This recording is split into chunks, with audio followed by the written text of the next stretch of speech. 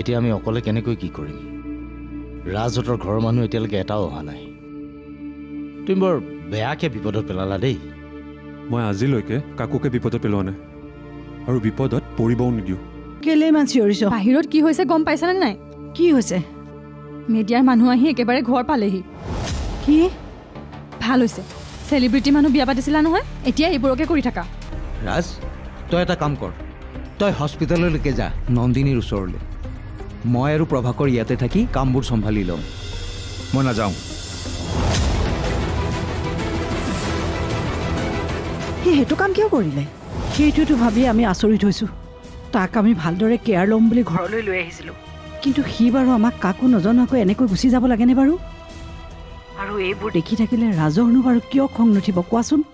ৰাজনন্দী